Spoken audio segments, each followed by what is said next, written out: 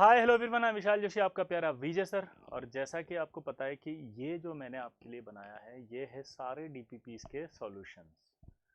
जो भी कोटा कोचिंग के अंदर, ऑफलाइन के अंदर, या मैं किसी भी प्लेटफॉर्म पे जहाँ पर भी आप अच्छा पढ़ रहे होंगे ऑफलाइन में, कोटा के अंदर ये डीपीपीस दी जाती है। चाहे कोई भी बड़े इंस्टीट्यूट हो, जैसे मैंने जितने भी इंस्टीट्यूट्स में पढ़ाया हुआ है आज भी ये डीपीपीस वहीं ऐसी की ऐसी चल रही है। मैं नाम नहीं लूँगा लेकिन आपको सबको पता है कि ये कहाँ कहाँ ये डीपीपीस चल रही हैं। तो काफ़ी सारे बच्चों का मेरे पास फ़ोन आता है कि सर बहुत दिक्कत आती है, हमारे पास सॉल्यूशंस नहीं होते हैं, सॉल्यूशंस होते हैं तो ऑथेंटिक नहीं होते हैं। तो इन सारी प्रॉब्लम्स को ध्यान में रखते हुए मैंने सोचा क्यों ना मैं आपके लिए ये डीपीपीस के सारे सॉल्यूशंस बना दूं, ताकि आपको किसी भी तरह की कोई भी प्रॉब्लम ना आए। तो ये 0-0 डीपीपी होती है, आपने देखा होगा, जिसमें आपको अक्रॉस और ग्रुप इस तरह से कुछ क्वेश्चंस दिए जाते हैं। जैसे पहला क्वेश्चन अगर हम देखें तो आपने पढ़ा होगा कि used as a promoter for the manufacturing of ammonia by the Haber process. अब आपको क्या करना है, जो इनके आंसर्स होंगे ना उनको इस पूरी पजल में भरना होगा, ठीक है, स्पेलिंग्स के साथ साथ। तो आपको इनकी स्पेलिंग भी याद होनी चाहिए और इनकी प्रॉपर्टी भी। तो हम थोड़ा थोड़ा डीप में पढ़ते हैं कि ये क्या कहना चाह रहा है। तो देखो, ये एक रिएक्शन हमने बचपन में पढ़ी होगी जिसका नाम था हैबर्स प्रोसेस। और हैबर्स प्रोसेस में आपका N2+3H2 आता था, और ये Fe प्लस मोलिब्डेनम होता था, और ये आपका अमोनिया बनाता था। तो यहाँ पर जो आपका Fe होता है, तो जो Fe होता है ये आपका क्या होगा, कैटलिस्ट। और ये आपका जो मोलिब्डेनम दिया हुआ है ये आपका है प्रोमोटर। तो आपको इसकी स्पेलिंग उसमें अरेंज करनी है, प्रोमोटर किसकी, मोलिब्डेनम की, ठीक है। तो अभी हम लास्ट में देखेंगे कि कैसे अरेंज किया जाएगा। तो पहला आंसर आ जाएगा मोलिब्डेनम। तो ये स्पेलिंग आपको इसकी याद होनी चाहिए प्रॉपर, ठीक है, मोलिब्डेनम। और इस स्पेलिंग को आप भरोगे जहां पर वो देगा क्वेश्चन में। अगला था used in the preparation of wire and water pipes and also alloyed with tin and zinc to form some important alloys. तो आपको पता है, एक बहुत सिंपल चीज आपने देखी होगी कि कौन सा ऐसा एलिमेंट है जो इन सब अलॉयज में आता है। तो आप सबको बचपन से याद होगा जिसका नाम था कॉपर। तो यहाँ पर कॉपर आपको फिल करना होगा, और अगर आप कॉपर फिल करेंगे तो आपको स्पेलिंग में कॉपर लिखना होगा, और कॉपर आपके अरेंज हो जाएगा, ठीक है। अभी हम अक्रॉस चल रहे हैं इस पजल में, अक्रॉस। फिर आपके पास आएगा अगला कि oxide is used in the making of sindoor and also used in the anti knocking agent in fuel. सिंदूर आपको पता है सबको ये। तो जो सिंदूर होता है उसे हम लेड का एक ऑक्साइड बोलते हैं, ठीक है। रेड लेड नाम होता है इसका। क्या नाम होता है, रेड लेड। और एंटी नॉकिंग जो एजेंट होता है वो होता है ये टेट्राइथाइल लेड। तो आपका आंसर जो जाएगा वो कौन जाएगा इसमें, लेड। तो स्पेलिंग मैच करनी है, लेड। ध्यान सुनिएगा, oxide is used in the making sindoor, ये है वो oxide. Also used an anti knocking agent, वो ये है। एंटी नॉकिंग एजेंट क्या होता है, एंटी नॉकिंग एजेंट ये होता है कि जब पहले के ज़माने में फ्यूल डालते थे तो खड़ खड़ खड़ खड़ खड़ ऐसे आवाज़ आती थी। तो उसको हटाने के लिए हम उसमें ये डालते थे टेट्राइथाइल लेड। इसको एंटी नॉकिंग एजेंट कहते थे क्योंकि ये खड़ खड़ खड़ खड़ की आवाज़ हटा देता था। और कई जगह ऐसा लिखा होता था सीसा रहित पेट्रोल। अगर गाँव के अंदर कभी आप जाओगे तो एक छोटा सा पेट्रोल पंप होता है, उसके अंदर लिखा होता है सीसा रहित पेट्रोल, पुराने ज़माने में। क्योंकि अब लेड को भी हटा करके और एडवांस लेवल का आ गया है हमारे पास फ्यूल, तो ये लेड लिखा हुआ। अगला आएगा substance use to make electric iron electrically insulated. कभी आपने प्रेस की है? तो जब आप प्रेस करते थे, आजकल की जो प्रेस है वो तो बहुत एडवांस लेवल की आ गई, लेकिन पुराने ज़माने की जब प्रेस होती थी और हमारे टाइम की बात कर रहा, हम उसे खोल के देखते थे। तो खोल के देखने पर उसके ऊपर एक लेयर होती थी इन दोनों के बीच में। जो ऊपर वाली प्रेस है हमारे हैंडल है, और एक नीचे जिसमें टेम्परेचर होता है। तो दोनों को जोड़ने से पहले उसके ऊपर एक लेयर होती थी, उसे अब्रक कहते हैं हिंदी में। क्या कहते हैं, अब्रक। वो वाइट चमकीला चमकीला, जिसको अगर गाल पे लगा लो तो चमक चमक आ जाती है भयंकर वाली। कभी आपने किसी कंपटीशन में पार्टिसिपेट किया होगा तो आपके चलक ऐसे लगा देते थे, वाइट वाइट चमकीला, वो हटता भी नहीं है। तो उसे कहते हैं हम वैसे माइका। क्या कहते हैं, माइका। तो वो माइका होता था। तो यहाँ पर आप स्पेलिंग में क्या लिखेंगे, अक्रॉस में mica. Ancient Egyptian made black eye. तो आपने एक मूवी देखी होगी ममीज रिटर्न, तो यहाँ ब्लैक आई होती थी ऐसे, ये ब्लैक आई कर लेते थे। तो उसके लिए कौन सा इस्तेमाल किया जाता था, आपका एंटीमोनी। क्या यूज किया जाता था, एंटीमोनी। तो यहाँ पर क्या आएगा, ये एंटीमोनी, ठीक है। तो एंटीमोनी का इस्तेमाल किया जाता था। Pale yellow material used in the vulcanization of rubber. देखो, आपने रबड़ देखा होगा, रबड़ दो तरह के होते हैं, एक सॉफ्ट होता है बिल्कुल जो अपन इरेज करने के लिए होता है, तो उस रबड़ में इस तरह से लेयर्स होती हैं और बीच में ये सल्फर लगा दिया जाता है। तो सल्फर लगाने से ये थोड़ा सा अच्छा हैवी हो जाता है। जैसे टायर होते हैं कार के, तो कार के टायर कैसे होते हैं, बहुत हैवी होते हैं। कार के टायर जो होते हैं बहुत हैवी होते हैं, बहुत हार्ड होते हैं, वो आसानी से प्रेस नहीं होते हैं। तो वो आपके जो होते हैं इसकी वजह से होते हैं, सल्फर की वजह से। तो जो वल्केनाइज्ड बोल रहा है वो किसकी वजह से किया जाता है उसको, सल्फर। तो आप क्या लिखेंगे वहां पे, सल्फर। देखो अभी भी अक्रॉस ही चल रहा है। फिर आएगा pure common salt is not but the common salt with the impurities of MgCl2। यहाँ बहुत इंपॉर्टेंट चीज है, ये प्रॉपर्टी ध्यान रखना। जैसे आपने NaCl देखा होगा, नमक, NaCl मतलब नमक, टेबल सॉल्ट भी बोलते हैं, रॉक सॉल्ट भी बोलते हैं। अब ये रखा हुआ है, बारिश का टाइम आता है तो नोटिस किया आपने, बारिश के टाइम में नमक चिपचिपा हो जाता है, चिपचिपा। तो चिपचिपा होने की वजह से दिक्कत क्या आती है कि आप उसे जब उठाते हैं तो चिपक जाता है हाथ में। तो वो क्यों हो रहा है ये पूछ रहा है, तो वो कह रहा है कि कॉमन सॉल्ट यानी कि जो नमक खुद होता है वो नहीं होता है ऐसा, उसमें एक इम्प्योरिटी होती है MgCl2 की, जिसकी वजह से वो चिपचिपा हो जाता है और इसे डिलिक्वेसेंट प्रॉपर्टी कहते हैं। ठीक है, डिलिक्वेसेंट, जिसमें वो पानी को अब्सॉर्ब कर लेंगे। तो किस प्रॉपर्टी की वजह से हुआ वो, डिलिक्वेसेंट। ठीक है, एक प्रॉपर्टी अभी और आएगी आगे, इसका नाम है हाइग्रोस्कोपिक। तो डिलिक्वेसेंट में क्या होता है, वाटर एब्सॉर्ब किया जाता है, हाइग्रोस्कोपिक में भी क्या होता है, वाटर एब्सॉर्ब किया जाता है। पर दोनों में डिफरेंस क्या है कि जब आप वाटर एब्सॉर्ब करते हो और सब्सटेंस उसमें डिसॉल्व हो जाता है, सब्सटेंस उसमें अगर डिसॉल्व हो गया तो आप उसे क्या कहोगे, डिलिक्वेसेंट। तो डी से डी मिलाना, डिलिक्वेसेंट यानी डिसॉल्व, जैसे पानी गीला हो गया। हाइग्रोस्कोपिक में क्या होता है, वो एब्सॉर्ब करता है लेकिन डिसॉल्व नहीं होगा। अभी क्वेश्चन आएगा, एक लाइम कहते हैं उसे, लाइम। ठीक है, तो डिलिक्वेसेंट की स्पेलिंग याद करना, quick lime when capped in open absorb moisture from atmosphere and forms hydroxide. This means calcium hydroxide बन रहा है, वो गीला नहीं हुआ।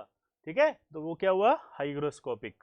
तो हाइग्रोस्कोपिक, तो आई थिंक आपको हाइग्रोस्कोपिक और डिलिक्वेसेंट दोनों प्रॉपर्टी में डिफरेंशिएट करना आ गया। वापस बोल रहा हूँ, डिलिक्वेसेंट क्या होगा, जिसमें पानी एब्जॉर्ब किया जाएगा और डिसॉल्व हो जाएगा सब्सटेंस। हाइग्रोस्कोपिक में पानी एब्जॉर्ब होगा लेकिन वो डिसॉल्व नहीं होगा।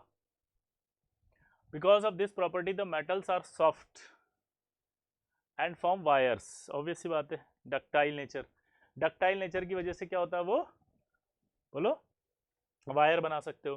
First group elements are soft, first group element कौन से होते हैं, अल्कली मेटल्स, जो आपके फर्स्ट ए वाले होते हैं। अल्कली मेटल्स, अल्कली मेटल्स कौन कौन से होते हैं फर्स्ट ए वाले, lithium, sodium, potassium, rubidium, caesium. ठीक है, तो ये क्या है, सॉफ्ट मेटल्स, ये मेटल्स होती हैं। Study of hydrocarbons and their derivatives.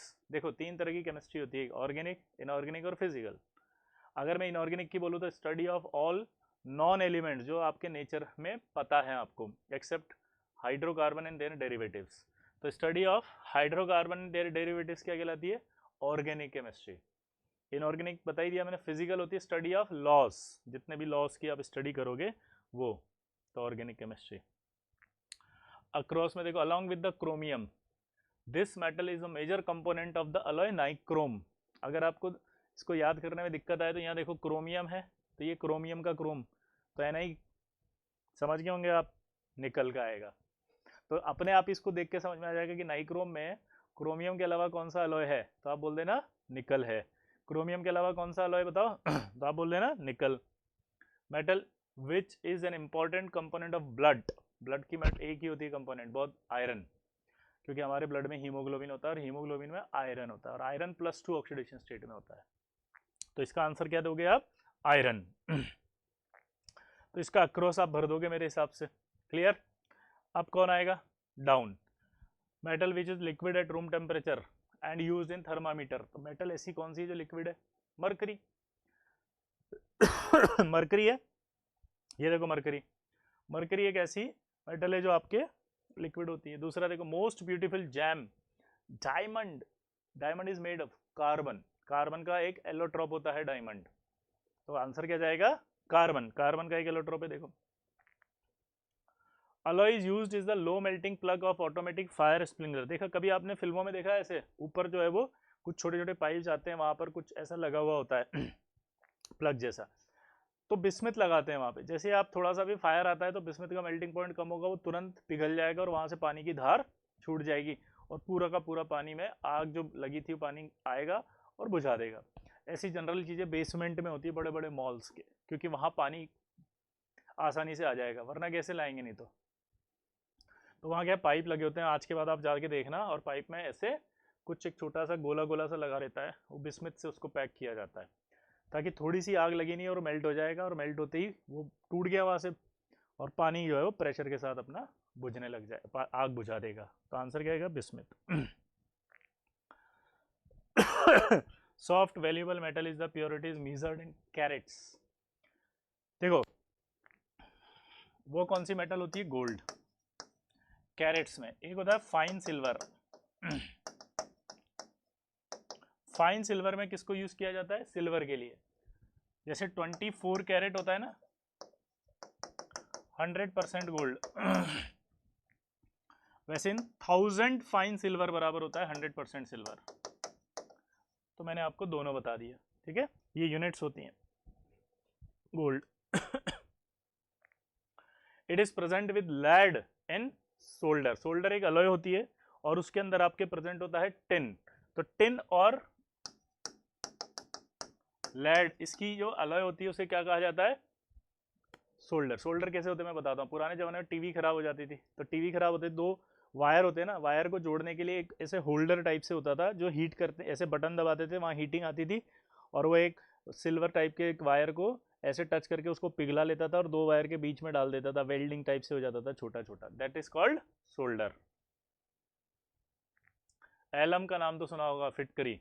Alum का जो फॉर्मूला होता है ये होता है वो K2SO4 dot L2SO4 whole twice dot 24H2O, ठीक है। अब इस एलम में ये पानी है, तो वो क्या कह रहा है कि alum on getting exposed gets converted to powder. Powder करेगा तो क्या होगा? पानी बाहर आएगा। इस प्रॉपर्टी को कहते हैं, जब वो पानी बाहर निकालेगा, समझ रहे हो बात को आप, तो पूरा का पूरा पाउडर हो जाएगा। क्या हो जाएगा? पाउडर। और ये जो प्रॉपर्टी होती है आपकी, ये आपकी ई फ्लोरोसेंस कहलाती है, और ऐसे एलिमेंट ई फ्लोरोसेंट कहलाते हैं, ऐसे कंपाउंड ई फ्लोरोसेंट कहलाते हैं। तो स्पेलिंग ध्यान रखना इसकी, क्योंकि आप जब भरेंगे तो आपको ये डाउन में भरने पर स्पेलिंग का सीक्वेंस याद होना चाहिए, वरना क्या होगा? वो ABCD फंस जाएंगे डाउन और अक्रॉस। तो ई फ्लोरोसेंस क्या होता है? समझ में आया कि जब किसी सॉलिड को हीट करते हैं तो उसमें से जो वाटर ऑफ क्रिस्टलाइजेशन है वो बाहर निकल जाता है, और जो सॉलिड है वो पाउडर फॉर्म में हो जाता है। तो पाउडर फॉर्म में होने के बाद उस प्रॉपर्टी का ई फ्लोरोसेंस कहते हैं। Frequently used in the jewellery, this metal is best conductor of heat and frequently used jewellery और कंडक्टर सिल्वर। अब होता है पूरी सबसे बेस्ट कंडक्टर होता है सिल्वर। क्या होता है? सिल्वर। बेस्ट कंडक्टर कौन है हमारा? Silver. Radio active element discovered by madam Curie, ये तो सबको पता है, कौन है बताओ, बोलो। रेडियम। तो रेडियम आपका यूज किया गया था, इसने खोजा था मैडम क्यूरी ने। Which precious metal is used in the drug in the chemotherapy? Precious metal बोल दिया, ड्रग कीमोथेरेपी, कीमोथेरेपी में ये प्लेटिनम यूज किया जाता है, और वो कंपाउंड कौन सा होता है? ये वाला। तो ये कंपाउंड इसमें यूज किया जाता है, इसको सिस्प्लेटिन कहते हैं। इसको क्या कहते हैं? सिस्प्लेटिन। इसको क्या कहते हैं? सिस्प्लेटिन। तो which precious metal is used? ठीक है, platinum. Element which is used as a fuel in the nuclear reaction, बताओ फ्यूल के लिए। तो न्यूक्लियर रिएक्शन में एक ही एलिमेंट है जो आपका यूज किया जाता है, यूरेनियम। तो which is used as a fuel in nuclear reaction, uranium radio active element होता है, इसका यूज करते हैं। Name of element and valley near saint John's, सोचो। कौन सी वैली बताओ? सिलिकॉन वैली, सबको पता है, तो यही तो जाना है आईटी करके, हाँ या ना? सपना है कि नहीं है भाई? एक दिन जाना है सिलिकॉन वैली में, और मिलेनियर नहीं बिलियनियर बन के आना है। आईटी में टॉप करना है, सिलिकॉन वैली जाना है, टॉप बिलियनियर बन के इंडिया आना है, ठीक है। तो चले इसी शुभकामनाओं के साथ डीपीपी नंबर 00 आपकी समाप्त। Thank you very much. I hope आपको ये काम आएगी, हेल्प करेगी, और आप इसी सपने को पूरा करेंगे सिलिकॉन वैली जाने का, और बिलियनियर बन के वापस मिलेंगे। तो अगर आपका ये सपना पूरा हो तो मुझसे मिलने ज़रूर आइएगा। थैंक यू वेरी मच, ठीक है।